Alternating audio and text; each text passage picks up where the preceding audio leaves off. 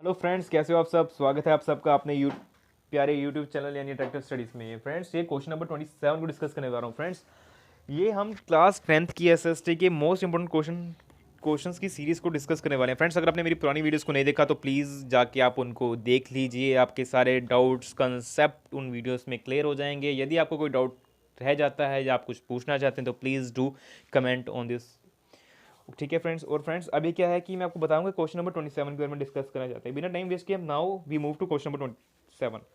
How did people belonging to different communities, regions and language groups develop a sense of collective belongingness in the 19th century India? Explain. Friends, ये बहुत ही ज़्यादा महत्वपूर्ण important question है, तो friends please ज़रा ध्यान से सुनिएगा।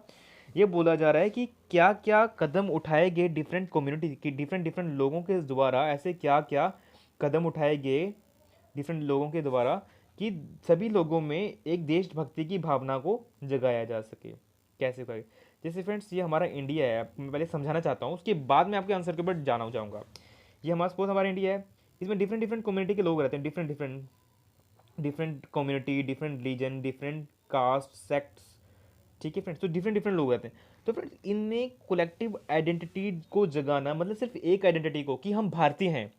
आपने सुना होगा हम बोलते हैं कि हम इंडियंस, हम नॉर्थ इंडियन हैं, हम साउथ इंडियन हैं, हम यूपी के हैं, हम हिमाचल के हैं, हम कहीं के हैं, है ना फ्रेंड्स। डिफरेंट डिफरेंट एरिया के, हम मुंबई के हैं, हम महाराष्ट्र के हैं, हम गुजरात के हैं।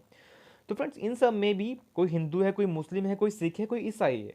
इन सब में एक ऐसी देशभक्ति की भावना को जगाना कि नहीं, हम कुछ नहीं है, हम सबसे पहले हम भारतीय हैं, हम भारत देश के वासी हैं। तो उस फीलिंग को जगाने के लिए ऐसे क्या क्या कदम उठाए गए 19th सेंचुरी में। ठीक है फ्रेंड्स, 19th सेंचुरी में से क्या क्या कदम उठाए गए। तो फ्रेंड्स, होप कि आपको क्वेश्चन बहुत ही आसानी से समझ आ गया हो। नाउ अब हम क्वेश्चन के सोल्यूशन पे जंप करते हैं। तो फ्रेंड्स, बोला जाता है कि सोल्यूशन को आप एज इट इज ही लिखना पेपर में। The identity of nation is most oftenly symbolised with the image of Bharat Mata. अब क्या था कि जो हमारे भारत देश की जो प्रतिमा है उसको सिंबलाइज करना शुरू किया भारत माता के नाम पे। मतलब कि भारत जो है हमारी माता है। मतलब भारत अगर हमारी माता है तो हम जितने भी भारत में रहने वाले हैं हम इनके बच्चे हैं। अगर हम भारत माता के बच्चे हैं तो हम आपस में भाई भाई हैं। तो मतलब इन्होंने ये टेक्निक तो नहीं बोल सकते कि इन्होंने ये फॉर्मूला अपनाया कि हम सब भारतीय हैं और भारत हमारी माता है। ठीक है, और हम सब भाई भाई हैं, हम मिलके रहेंगे इस जगत जो भारत में। ठीक है, next friends, Bankim Chandra Chattopadhyay wrote Vande Mataram as a hymn to the motherland in the motherland novel Anand Math. मतलब बंकिम चंद्र चट्टोपाध्याय ने वंदे मातरम, जो हमारी हाइम है फ्रेंड, वंदे मातरम सुना होगा आपने, जो रिपब्लिक डे स्कूल वगैरह में बसती है। तो उसमें उन्होंने अपनी नोवेल में लिखा फ्रेंड्स। उसमें आप देखोगे तो हमें एकजुटता के बारे में बताया। तो उन्होंने सॉन्ग्स और हाइम्स बनाए कि जिससे हमारे में इनकलकेट किया जा सकता है कि हम एक देशवासी हैं, हम एक देश के निवासी हैं और हमारा ही ये भारत देश है। Next friend, moves by the Swadeshi movement, Abanindranath Tagore painted Bharat Mata and portrait figure of ascent figure ascetic figures, she is calm compose divine and spiritual. जैसे फ्रेंड्स, आपने देखा होगा जो भारत माता है हमारी, जो भारत माता एक फिगर से डिनोट किया जाता है उनको। तो अभिंद्रनाथ टैगोर जी ने उनको, भारत माता को, एक माता के फॉर्म में पोर्ट्रेट किया जो कि काफ़ी काम, मतलब एकदम सिंपल और काफ़ी डिवाइन, मतलब स्पिरिचुअल उनकी प्रतिमा थी। The idea of nationalism also develop through a movement to revive the folklores.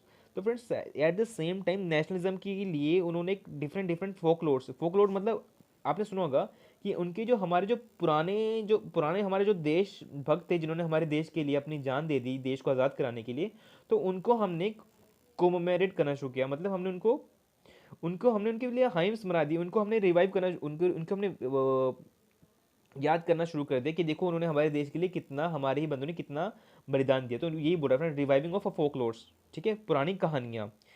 The icons and the symbols is unifying people and inspiring in them the feeling of nationalism। और काफ़ी काफ़ी iconics मतलब symbol, प्रतिमाएं वगैरह बनाने शुरू करी जिससे कि हम अपने आप को रिलेट कर सकें कि देखो ये जो सिंबल है हम सबका ही प्रतीक है। During the Swadeshi movement in Bengal, tricolour red yellow and red yellow green was design, और बंगाल में स्वदेशी मूवमेंट के ही समय ट्राई कलर मतलब देश का झंडे को बनाया गया जिसमें कि 3 कलर यूज़ किए गए, रेड, ग्रीन और येलो को, जिससे कि हम अपने आप को रिलेट कर सकें उस टाइम में कि देखो ये हमारे देश का झंडा है। ठीक है, उस टाइम की बात है friends. Reinterpretation of history that to instil the sense of pride in nation. और आपको जैसे आप पता है कि अंग्रेज़ों ने हमारी हिस्ट्री को काफ़ी री इंटरप्रिटेट किया, मतलब उन्होंने हमारी हिस्ट्री के बारे में, हमारे कल्चर के बारे में बोला कि सुपीरियर नहीं थे। हमारे कल्चर को उन्होंने काफ़ी तोड़ मरोड़ के रिप्रेजेंट किया कि जो वाइट लोग हैं वो ही सुपीरियर हैं। ठीक है फ्रेंड, तो नेचुरल वैसे फ्रेंड्स ऐसा वैसे रियलिटी में नहीं था वैसे बिल्कुल भी, उन्होंने अपनी ही बेनिफिट के लिए इन्होंने ऐसा किया था। बट अब क्या था, एक देशभक्ति की भावना को लाने के लिए हमारे जो देश के जो लोग थे उन्होंने क्या किया, हमारी जो हिस्ट्री है उसको जाके दोबारा उन्होंने स्टडी किया अच्छी डिटेल में, और बताया कि नहीं जो अंग्रेजों ने बताया वो गलत था, और हम सब एक देशवासी इकट्ठे रहे हैं, हम इकट्ठे रह चुके हैं, हम एक ही हैं। तो फ्रेंड्स ये लिखा है इसमें। Thank you friends, thank you very much for this video.